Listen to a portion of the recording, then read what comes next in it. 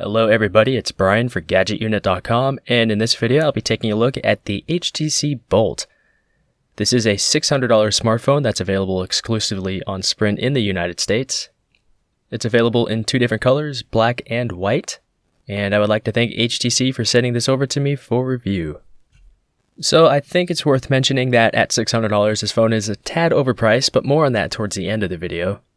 For the full list of specs, you can check out the written review that's linked down below in this video's description. So let's go ahead and start off with the design and hardware. Like most HTC phones over the past 3 to 4 years, the Bolt does have a solid metal unibody construction, and it also has an IP57 rating, which means it's somewhat resistant to water, splashes, and dust. It's a slippery phone and it has a bit of a boxy design, so while it looks nice on a table, it's actually a little bit hard to hold. It seems like HTC could have done some optimizations here, mainly trimming down the bezels around the 5.5-inch display, and I'm honestly surprised I didn't drop it while using this device in outdoor public spaces.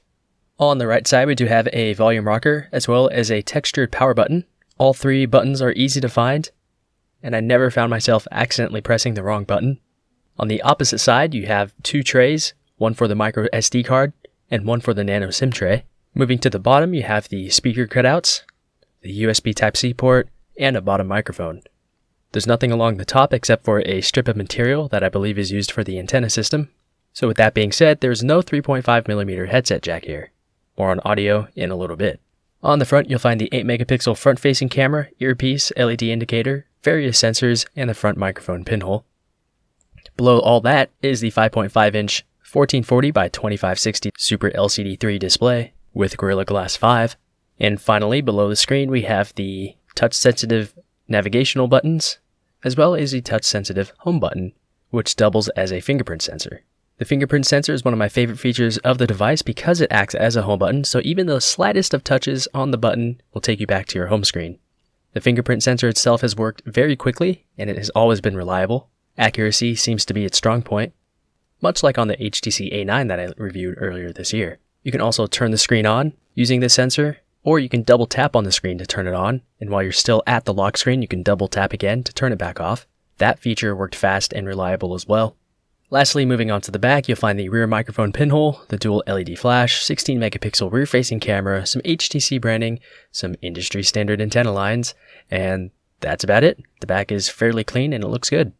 Although as alluded to earlier, you do have some heavily chamfered sides, and that's really what makes this device so uncomfortable to hold with your hand. Even though HTC sort of pioneered the dual front-facing speaker market a few years ago, they decided to take a step back for some reason. I don't think anybody really knows why.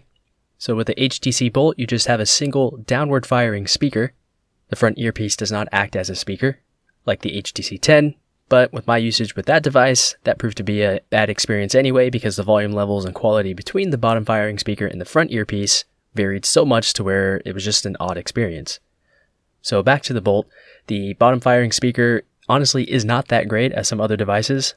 It can get loud without distortion, but the quality itself is just not very clear. You're definitely better off using headphones. And on the note of headphones, as mentioned earlier, there is no 3.5mm headset jack, so you either have to use Bluetooth audio or USB Type-C headphones. Of course, there are USB Type-C to 3.5mm adapters, but HTC opted not to include that with the box because they actually include their own USB Type-C earbuds. The audio quality of those is kind of like the bottom firing speaker. They can get loud without distorting, but the quality just isn't quite there. The mids and lows are actually okay, but the highs just aren't clear enough. And this is even after configuring the HTC Boom Sound adaptive audio feature, which basically analyzes the sound around you and basically adjusts an equalizer. It definitely helps, but it could do more. The earbuds themselves were fairly comfortable. They're a little bit on the larger end, but they stay inside my ear just fine, and you do get a multitude of sized tips included. I did feel as though the cable was a bit short, but there is an inline microphone with a control button. Volume controls would have been nice, but this is actually okay. Back to the speaker for a moment. Speakerphone calls were just fine. Thanks to the loud audio from the speaker, you can hear it from quite a distance. Non-speakerphone calls using the front earpiece were fine as well. Let's move to the front and talk about the display. When you're actually tapping the screen, it has sort of a hollow sound to it, and that's really the only thing about the phone that makes it feel cheap. Otherwise, the build quality is solid, as mentioned earlier. But beyond that, the screen is actually pretty good. It's easily viewable outdoors, the touch sensitivity is great, viewing angles are where they should be, and colors are relatively accurate without being oversaturated like many other devices. The Bolt is one of the early phones that comes shipped with Android 7, more commonly known as Nougat. It offers a lot of good features such as increased standby times thanks to an updated version of Doze, split screen multitasking, a night mode, better notifications, and a lot more. In the recent years, HTC has actually cut back quite a bit in terms of how much the Sense overlay interacts with the OS. Pretty much everything about the Bolt is pure Android, except for some small color adjustments to the Settings app, as well as including the HTC launcher, which is actually a pretty good launcher. You can customize a lot of things, such as the colors, the fonts, the sound, and a lot more. Perhaps the worst part about the device has to be the bloatware. So there were 3 different instances where I had to disable or uninstall apps. So of course, out of the box, Sprint preloads a ton of crap onto the phone. So that was round 1.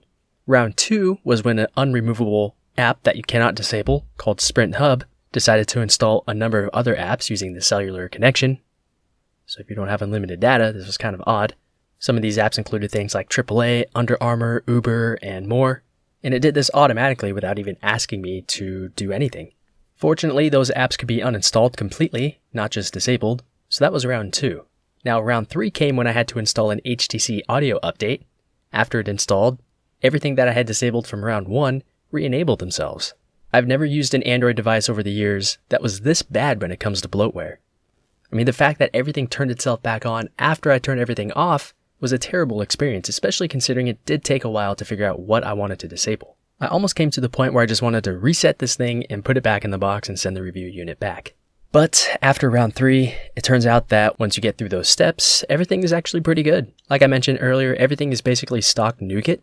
The theme that you're seeing in these clips is called Twilight Wilderness. It's a free theme from the HTC theme store. And the launcher does have the traditional Blink Feed news page, but I had disabled that because I just don't really use it. So despite the phone having a Snapdragon 810 from almost 3 years ago, there was never a point where I wanted performance to be better.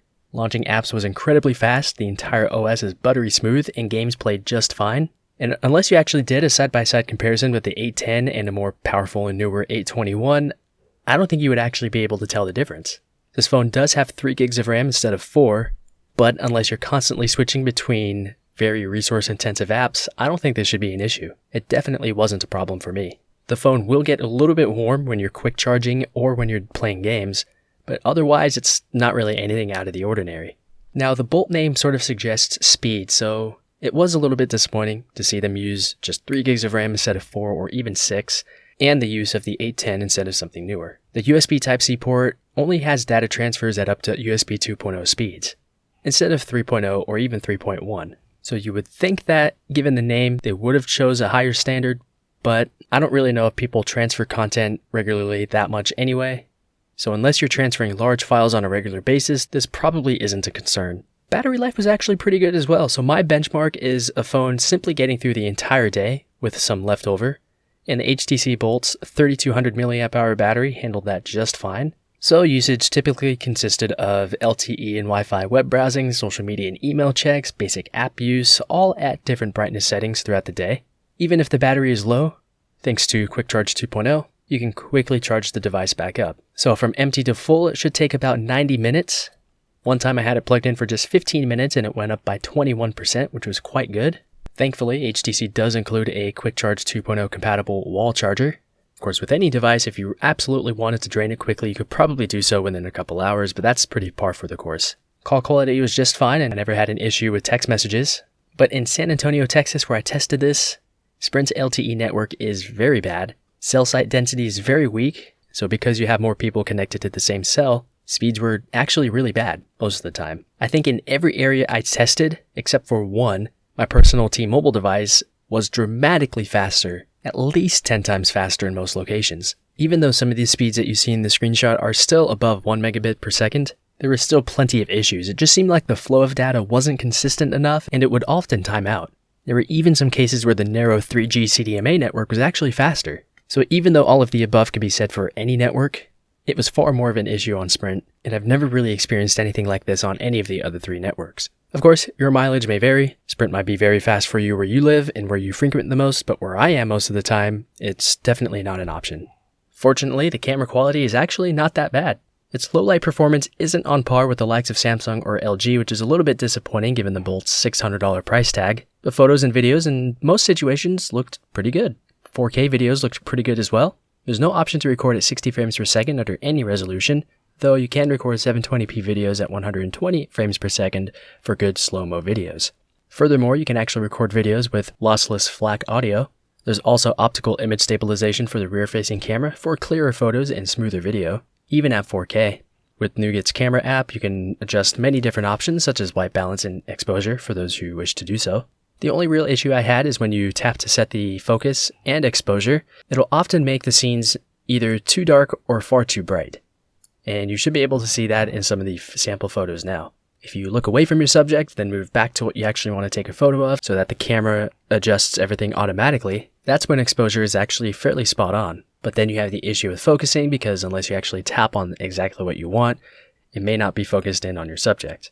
So even though this device has a lot to like, performance is great, the software is fantastic as well, I do think that the device should be $100 to $150 cheaper, because there are a lot of Android alternatives that offer faster, newer hardware for less money. Of course, because this is a Sprint exclusive, Sprint users do have a limited selection of devices, because those devices just don't support CDMA networks. However, if you do find yourself willing to spend $600 for this device, I do think that you will be happy enough with this device for it to last quite a while. It's a little bit hard to hold with one hand, the audio quality isn't that great, but everything else, once you can disable all the bloatware apps that come pre-installed, is actually quite good. I do believe that the HTC Bolt is a device to take a look at. That is it with this video. If you have any comments, questions, or feedback about this or anything else, feel free to leave everything down below in the comments area.